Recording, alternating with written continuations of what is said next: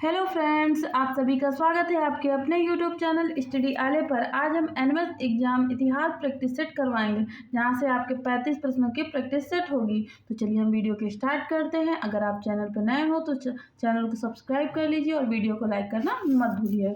तो चलिए हम देखेंगे प्रश्न नंबर 1 कि सिंधु घाटी सभ्यता किस काल से संबंधित है। तो मध्यकालीन, आधुनिक काल, नवपाषाण काल या कांस्य युग। तो राइट आंसर क्या हो जाएगा? कांस्य युग। जैसा कि हमने पढ़ाया ही है कि सिंधु घाटी सभ्यता की क्या जो है जरूरत थी, क्या उपलब्धि थी, तो कांस्य काल। आगे हम देखेंगे कि सिंधु घाटी सभ्यता की प्रमुख विशेषता क्या थी। तो लिपि का ज्ञान नहीं था, योजनाबद्ध नगर, कृषि का ज्ञान नहीं था, राजाओं का शासन। तो इनमें से सबसे सही आंसर क्या हो सकता है? बी, यानी योजनाबद्ध नगर क्या थी, इनकी विशेषताएं थी, प्रमुख विशेषता यही थी।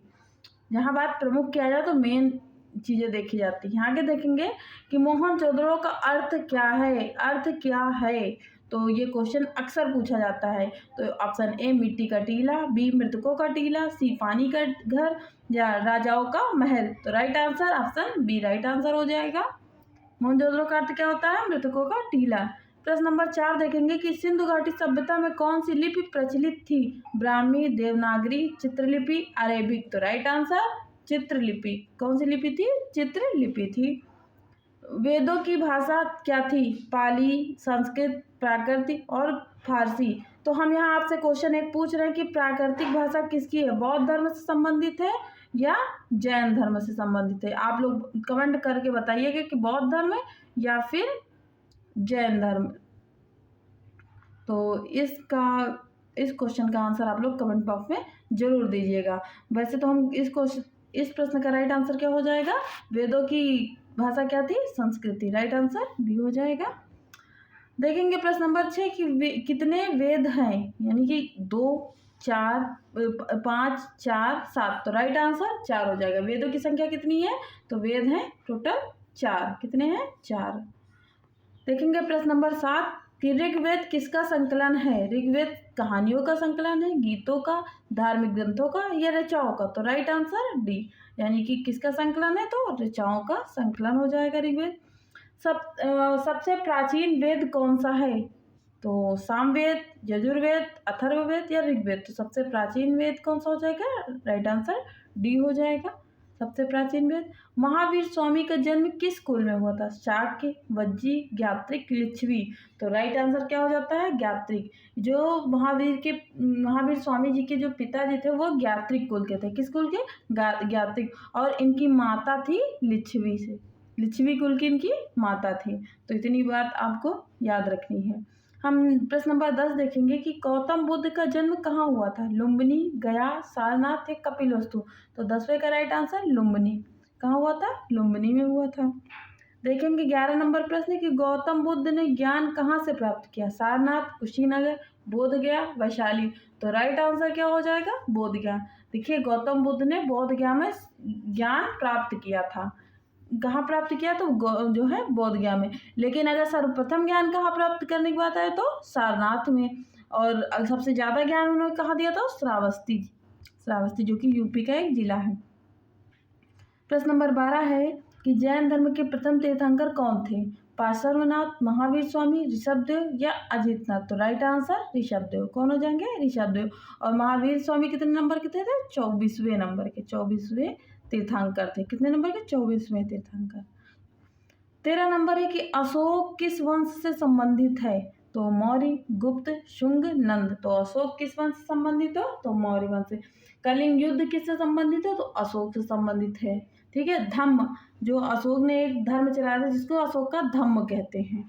चलिए हम आगे देखेंगे अशोक के बारे में। फिर जैसा कि अभी मैंने ऊपर बताया है आपको कि अशोक ने किस युद्ध के बाद बौद्ध धर्म को अपनाया। तो यहाँ से ये जो मैंने 14 नंबर प्रश्न है, इसी प्रश्न से एक क्वेश्चन निकल रहा है। हम पूछ सकते हैं कि अशोक ने किस धर्म को अपनाया था। तो अशोक ने बौद्ध धर्म को अपनाया था।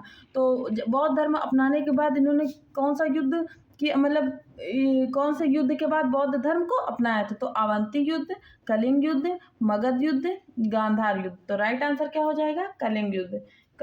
कब होता है? 261 ईसा पूर्व में होता है। कब होता है? 261 ईसा पूर्व में होता है।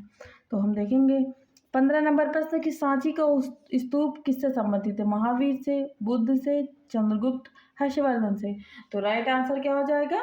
बुद्ध हो जाएगा। क्या हो जाएगा? महात्मा बुद्ध से संबंधित है।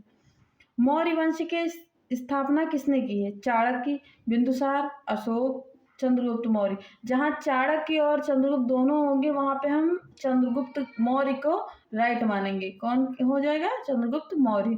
बौद्ध धर्म की शिक्षा का संकलन किस भाषा में हुआ था? तो पाली, संस्कृत, तमिल, प्राकृत। जैसे वेद किस भाषा में है? तो वेद संस्कृत भाषा में है। और बौद्ध धर्म किस भाषा में है?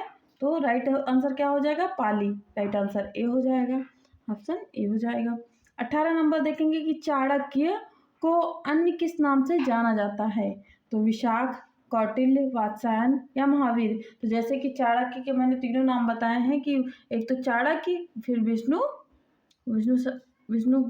क्या हो जाएगा? विष्णु शर्मा या विष्णुगुप्त? कमेंट बॉक्स में आप लोग क्लियर करके बताइएगा।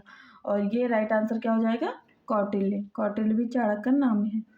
चाणक्य का प्रसिद्ध ग्रंथ कौन सा है?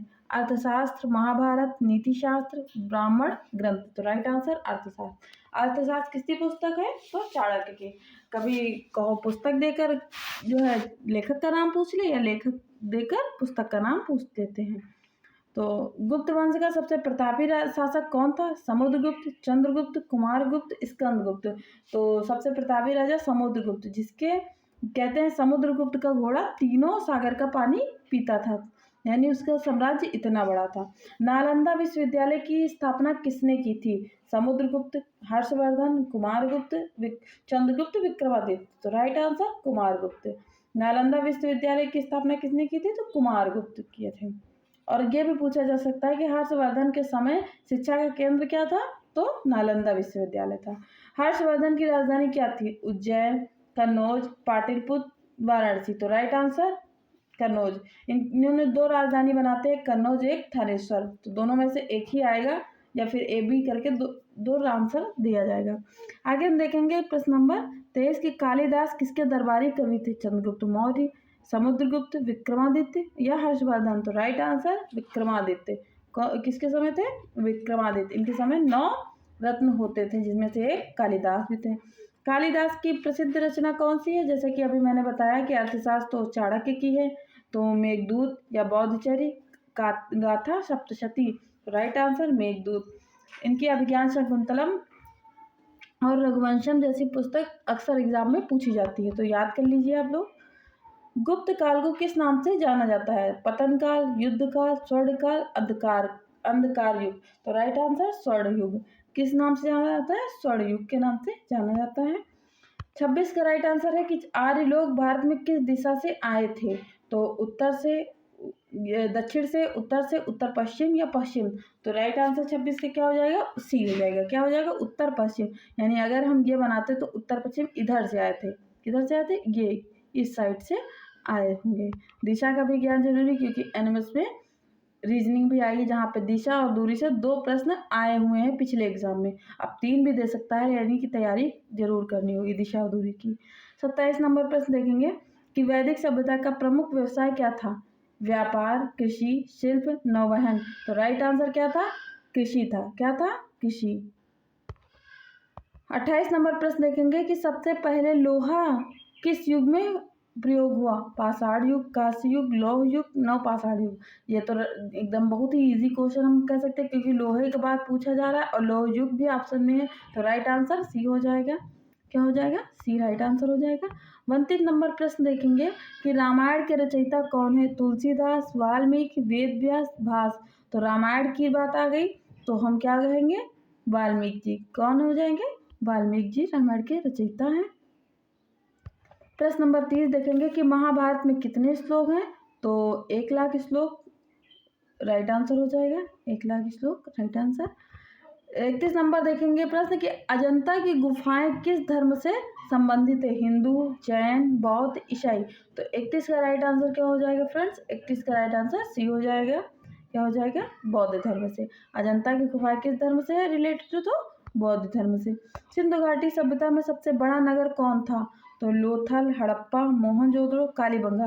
तो राइट आंसर क्या होगा? मोहनजोदड़ो, जिसका अर्थ क्या है हमने अभी पहले क्वेश्चन में देखा है, जिसका अर्थ क्या है? मृतकों का टीला। 33 नंबर प्रश्न है कि गुप्त वंश की संस्थापक कौन था, यानी गुप्त वंश का संस्थापक कौन था? समुद्रगुप्त, चंद्रगुप्त द्वितीय, चंद्रगुप्त प्रथम, चंद्रगुप्त विक्रमादित्य या कुमारगुप्त। तो 33 का राइट आंसर क्या हो जाएगा? बी हो जाएगा, यानी कि गुप्त वंश का संस्थापक क्या कौन होता है? तो चंद्रगुप्त प्रथम। इन्हें वास्तविक संस्थापक भी कहा जाता है। हर्षवर्धन के दरबार में आए चीनी यात्री का नाम क्या है? Itsing, Faxian, Hiuen Tsang, Marco Polo.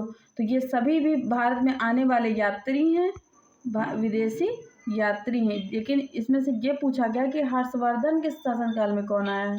तो राइट आंसर ह्वेनसांग हो जाएंगे। क्या हो जाएगा? राइट आंसर सी हो जाएगा। 35 नंबर प्रश्न देखेंगे कि बुद्ध ने अपना प्रथम उपदेश कहाँ दिया? अगर आप लोगों ने मेरी वीडियो ध्यान से देखी है तो इसका आंसर आपको जरूर मिल गया होगा। ए लुम्बिनी में, बी सारनाथ, सी गया, डी वैशाली। तो प्रथम उपदेश की बात है तो सारनाथ में। कहाँ दिया है? सारनाथ में। तो फ्रेंड्स, मेरी वीडियो कैसी लगी है? वीडियो को लाइक ज़रूर कर दीजिएगा, चैनल को सब्सक्राइब करना मत भूलिए और अपने फ्रेंड में शेयर भी करिए।